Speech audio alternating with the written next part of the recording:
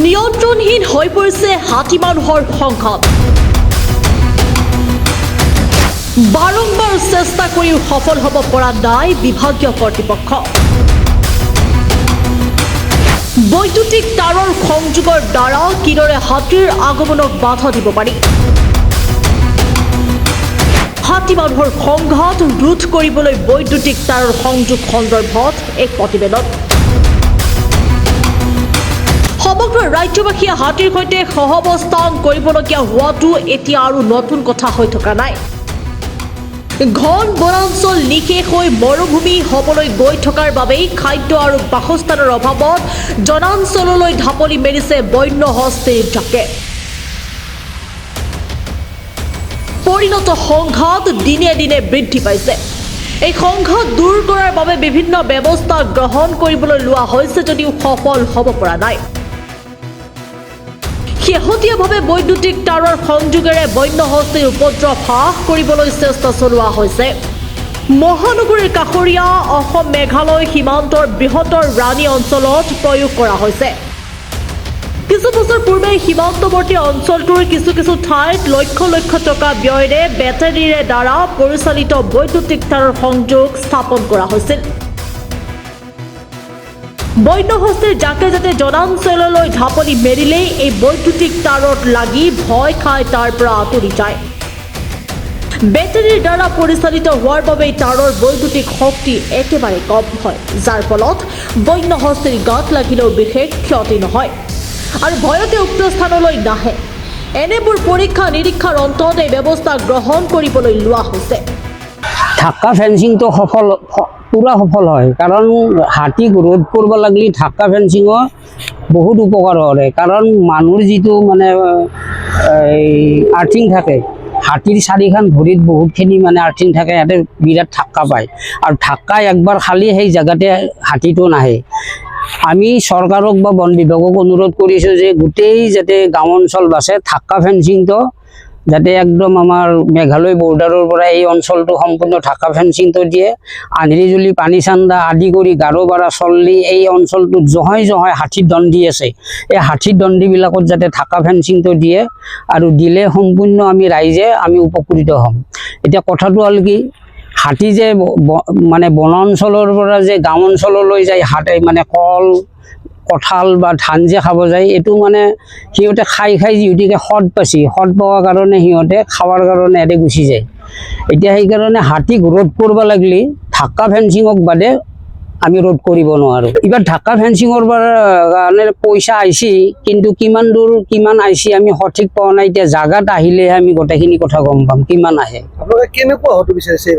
এতিয়া আমি তাৰমানে ৰাইজে ঢাকা ফেন্সিংটো সম্পূৰ্ণ যাতে আগতকৈ অলপ ভালকৈ ঢাকা ফেন্সিং শক্তিশালী কৰে আৰু ঢাকা ফেন্সিংটো চোৱা চিতাৰ কাৰণে মানুহ ৰাখিব লাগিব।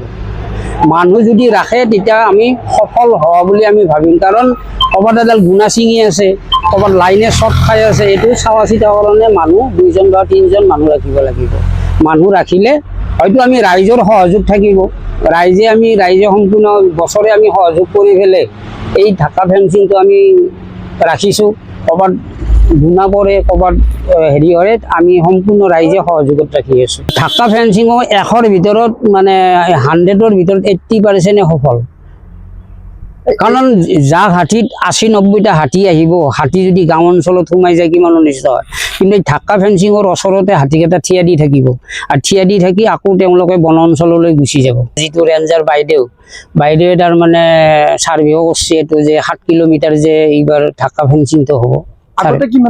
আগতে 5 কিলোমিটাৰ আছিল। এইটো তাৰমানে আমি সম্পূৰ্ণ তাৰমানে মেঘালয় বৰ্ডাৰে হৈ মানে পুৰাণ শুকুৰবাৰী আৰু মানে মেঘালয়ৰ পৰা আপটো গাৰোপাৰালৈ যদি আমি বৰ্ডাৰে ঢাকা ফেন্সিংটো দিয়া হয় তেতিয়া হাতী কিছু ৰোধ হ'ব। কিন্তু আমাৰ হাতীৰো কিছুমান মানে 2-3টা দল হয়, কোনোবাত এটা থাকে, ক'ৰবাত 2টা থাকে, এনেকৈ দল হয়। কেতিয়াবা 2-4টা হাতী যাব পাৰে, কিন্তু এই জাক হাতীটোৰ কাৰণে আমি ৰক্ষা কৰিম। শেহতীয়াভাৱে বন বিভাগৰ উদ্যোগত পুনৰ প্ৰায় 35 লক্ষ টকা ব্যয়েৰে এই বৈদ্যুতিক তাঁৰৰ সংযোগ প্ৰায় 7 কিলোমিটাৰ ব্যাপী কৰা হ'ব বুলি জানিব পৰা গৈছে। কিন্তু ইয়াৰ সফল প্ৰয়োগ হ'বনে তাক লৈ সৃষ্টি হৈছে বিভিন্ন প্ৰশ্নৰ। ইয়াৰ বাবে বন বিভাগে তাৰমানে কোনো ধৰণৰ সূক্ষ্ম পৰ্যবেক্ষণ কৰিব লাগিছিল। প্ৰথমে আজি 7-8 বছৰ আগতে খাল খান্দিছিল সীমাত, প্ৰকাণ্ড খাল খান্দিছে, খালৰি কাণটোত খুন্দা মাৰি দি হাতী পাৰ হয়, 1 বছৰত ছাকচেছ নহয়। প্ৰথম খান্দাৰ পিছতে একো কামত নাহিল, অকামিলা হৈ গ'ল, পইচাকেইটা খালে বন বিভাগে আৰু ঠিকাদাৰে। 2 নম্বৰ তাৰপিছত আহিল কি মানে ফেঞ্চিং আহিল, বেটেৰী সংযুক্ত ফেঞ্চিং, গতিকে সেইটোৰো কোনো কামত নাহিল। হাতী ইমান বুদ্ধিয়ক, 6 মাহমান আছে ঠিকে, তাৰপিছত কি কৰে তেওঁলোকে খুটাটোত, হাতী বহুত মানে হেৰি চিন্তা কৰিব পৰা প্ৰাণী, সিহঁতে তাৰমানে খুটাটোত গছকি দি তাততো কাৰেণ্ট চলি আছে, খুটাটোত গছকি দি পাৰ হৈ গুচি যায়। ঢাকা ফেঞ্চিং কি সেইটোৱে হ'ব, তাৰ ৱেৰযুক্ত ফেঞ্চিঙে হ'ব, বেটেৰী থাকিব হা, কাৰণতো কাৰেণ্ট দিব নোৱাৰে। বন্যপ্ৰাণী সম্পদ, সেই সম্পদে কিন্তু আমাৰ পেটৰ ভাতকেইটা খাই থাকে, গতিকে সেই সম্পদো সুৰক্ষা হওক। আমি হাতীৰ প্ৰতি কোনো বেয়া মনোভাৱ নাই, হাতী সুৰক্ষা হওক। জনা শুনা মানুহক আনি এইটো পুনৰ পৰ্যবেক্ষণ কৰক যে বস্তুটো কি, কিয় ফেইলাৰ হ'ল, কাৰণবোৰ উলিয়াওক, পুহিয়াই চাওক, তাৰপিছত নতুনকৈ এটা মানে পচিবল এটা মানে হেৰি থকা, যাতে মানে বাস্তৱসন্মত, যাতে হাতী সঁচাকৈ মানে হাতী যাতে বাহিৰলৈ নাহে বনাঞ্চলত।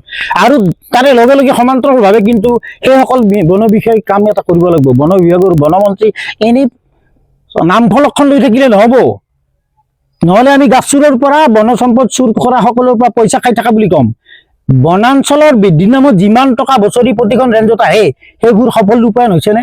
3টা ৰিজাৰ্ভাৰ ইয়াত বনাইছে 17 লাখকে, কিবা কামত আহিছেনে?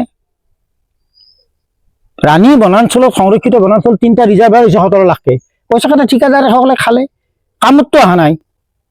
এটা গাৰোপাৰাৰ গাঁৱৰ মাজত দিছে, তাৰমানে কি পুখুৰী এটা খান্দিছে, তাৰমানে কি পুখুৰীটোত আহক, ৰাতি কল তামোল নাৰিকল খাক, সেইটোৱে হৈছে। বনাঞ্চলত প্ৰকৃততে বনাঞ্চলৰ হাতীৰ খাদ্য মানে ডেভেলপ কৰক, হাতীৰ খাদ্য বৃদ্ধি কৰক, সেইটো আমাৰ আহ্বান, দাবী। কাৰ্যকৰী কৰাৰ ক্ষেত্ৰত যদি সফলতা আনিব খোজে, যদি কোনো ধৰণৰ বিশেষজ্ঞৰ লগত আলোচনা নকৰাকৈ পুনৰ পইচাকেইটা কোনোবা WWF লেখীয়া বেপাৰী, বন্যপ্ৰাণী প্ৰিয় NGOক যদি পুনৰ দিয়ে, ঠিকাদাৰ বনাই, গতিকে ভগাই খাব। বন বিষয়া DFO কমিশ্যন পাব, ৱাইল্ড লাইফৰ পাব, ৰাণী ৰেঞ্জাৰে পাব, হাতী পুনৰ অত্যাচাৰ আগৰ দৰে চলি থাকিব। তেওঁৰেতো নজৰবন্দীত থাকিব লাগে। দীপৰ বিলৰ পৰা এই সংৰক্ষিত অঞ্চল আৰম্ভ হৈছে সুদূৰ বৰ্ডাৰলৈকে। ইয়াত ডাঙৰ 2খন কাৱাচিং বনাঞ্চল আছে, সেই 2খনতো গছ কাটি তহিলং কৰিছে। যোৱা ইলেকশ্যনৰ পৰাই আজি 3-4 বছৰে গছ মোটামুটি আপুনি যদি জয়পুৰৰ ফালে চাই মানে পাতলা হৈ গৈছে। ঠিকাটো মই ফাইনেল নাজানো কোনে পাইছে, কিন্তু তেনে জাতীয় সংগঠনে পায়, বেলেগ ঠিকাদাৰে নাপায়, কাৰণ সেইটো ৱাইল্ড লাইফত মানে ৰেজিষ্টাৰ্ড ভুক্ত। প্ৰায় 7 কিলোমিটাৰ হয়, 7 কিলোমিটাৰ, কিন্তু 7 কিলোমিটাৰ বুলি কথা নাইতো। যিফালে দণ্ডি আছে, এতিয়াতো দণ্ডিৰ চিন মকান নাই।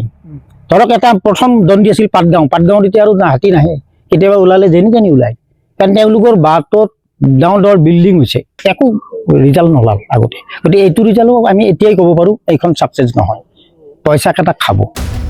মিৰ্জাৰ পৰা সুনীল দাসৰ ৰিপৰ্ট, প্ৰাতঃ টাইম ডিজিটেল।